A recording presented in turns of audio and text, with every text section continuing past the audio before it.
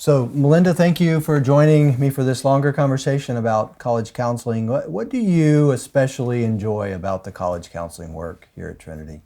College counseling is an awesome opportunity to really get to know students well. My background has been in admissions for a number of years, and I truly enjoyed admissions, but it also works with people at a more surface level.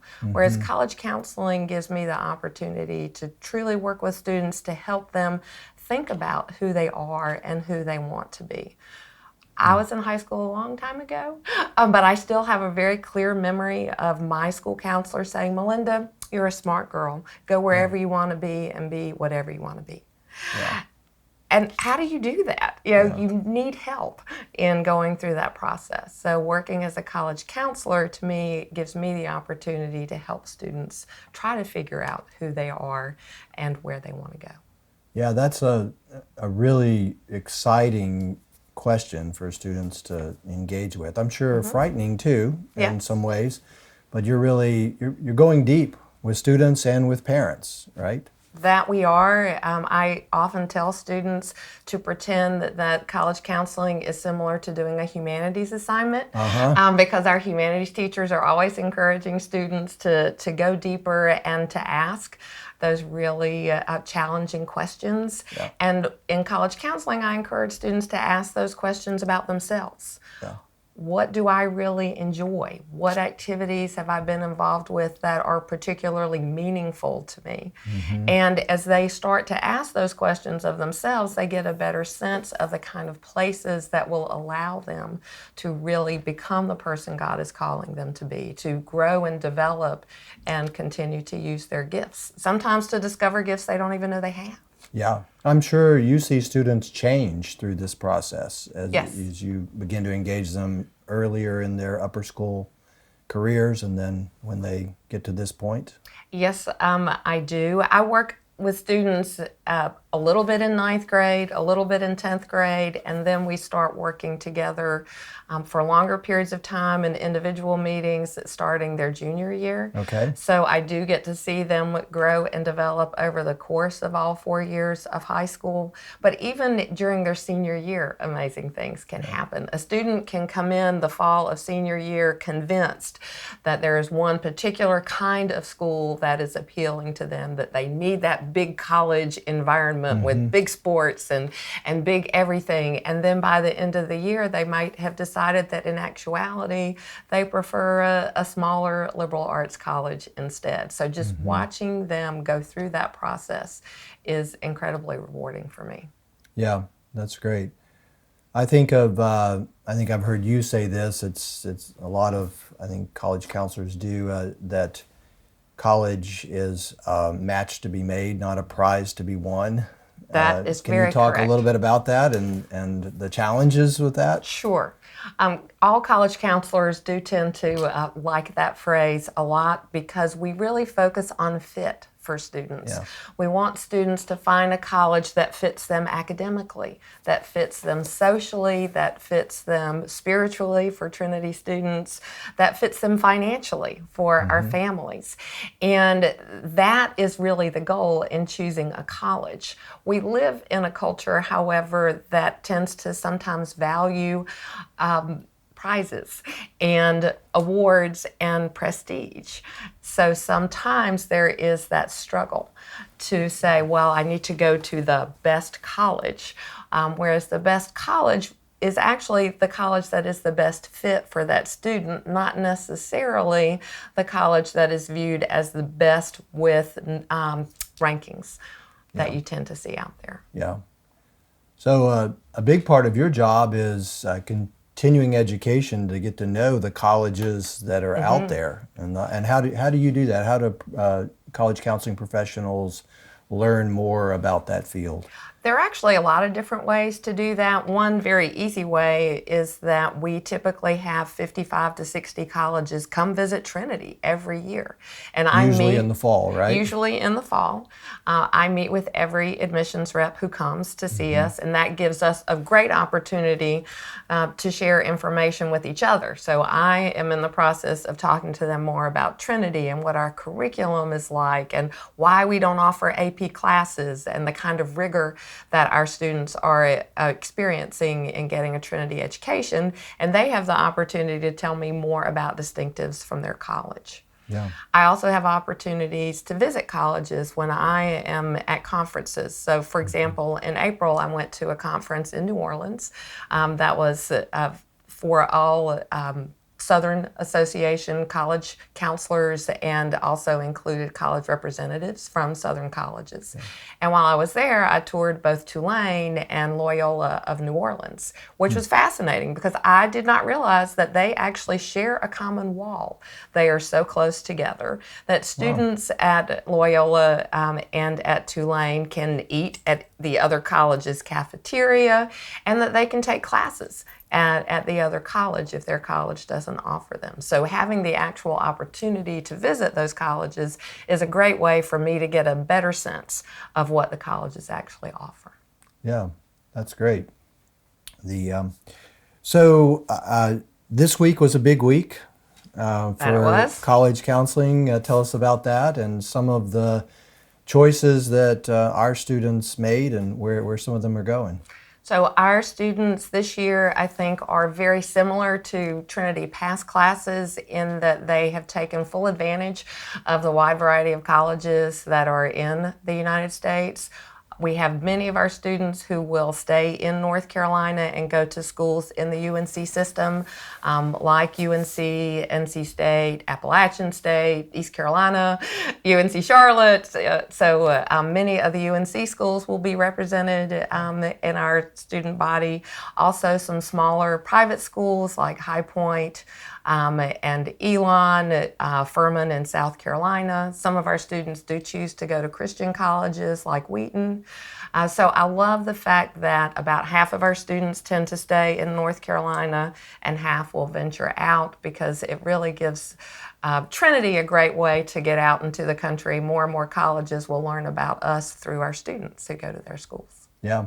So we're celebrating all of our students wherever they're going. Yes. And that fit is so important to us. I do have to, a shameless moment here. This is a big first for me.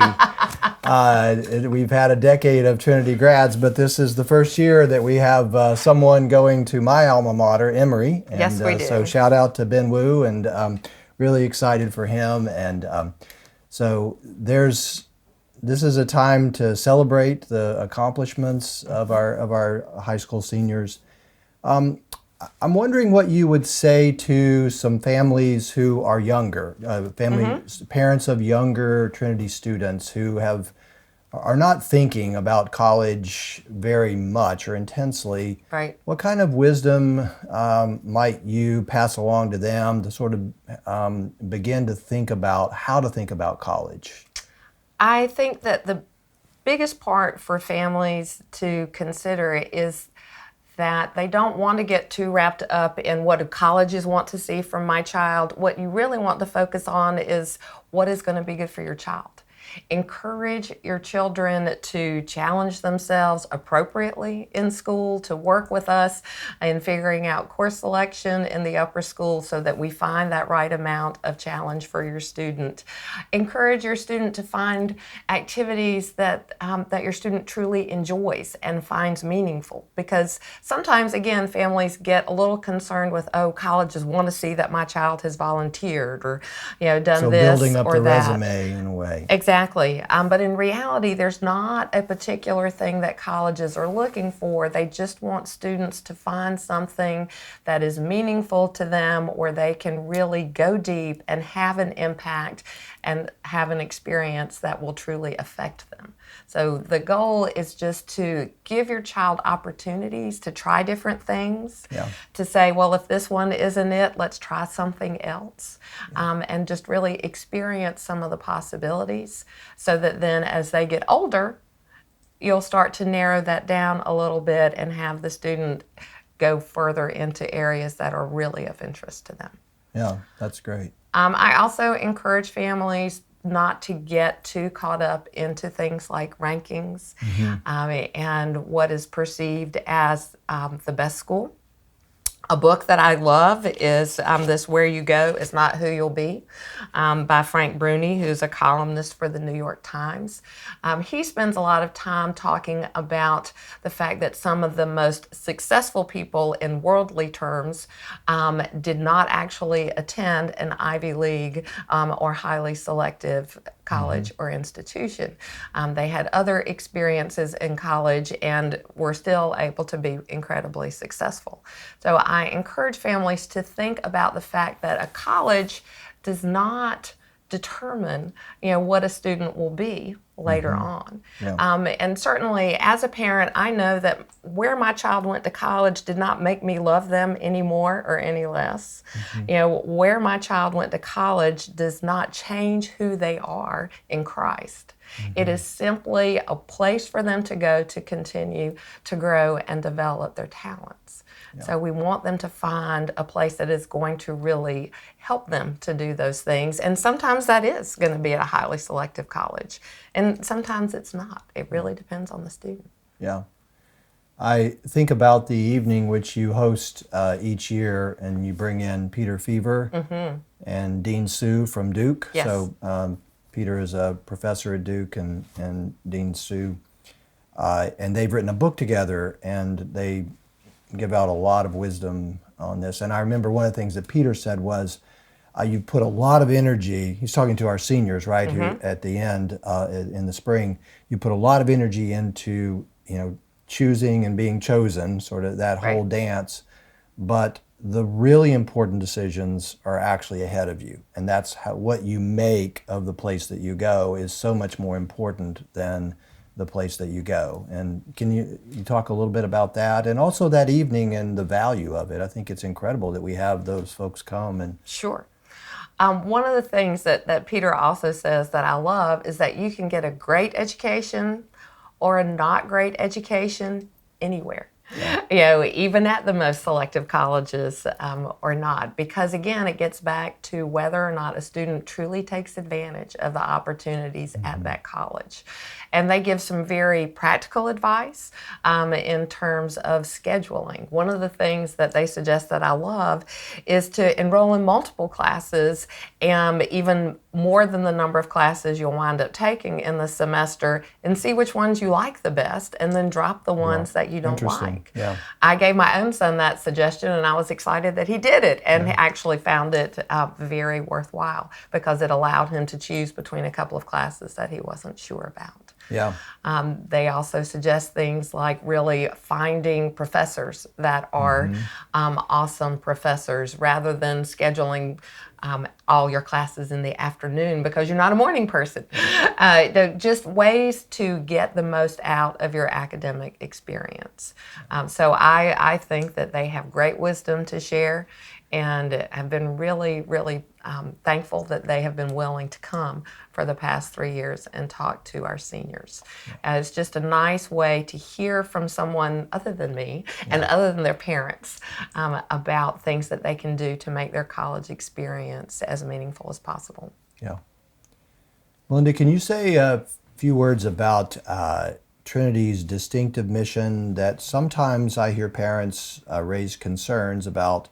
Okay, we, especially this idea of unhurried, is an unhurried education going to prepare students for college? If I could just put the question baldly, and concerns about that. Can you talk a little bit about that? What does Trinity's upper school unhurried education look like? And how do you see colleges receiving our students, and how do you see our students performing in college? Sure. I think one of the most important things to know is that colleges appreciate students from Trinity who have actually already had the experience of going deep into a subject area, who write, who speak publicly, who have had the chance to do things that they are asking their college students to do. And we find that our students report back that they have felt very confident and very comfortable in their college classes because of having had those experiences at Trinity. I've had parents talk to me about, oh, well, my friends who have children at other schools are really into advanced placement classes, and we have to have AP exams and a certain number of these things in order to get in. And the truth is that you don't. We are very honest with colleges that we do not believe in offering AP classes because they really fly in the face of our philosophy in terms of being able to take the time to go deep into subject areas. We think that AP classes as a rule are rather a mile wide and an inch deep, and that is not the way we think education should be. And colleges appreciate that.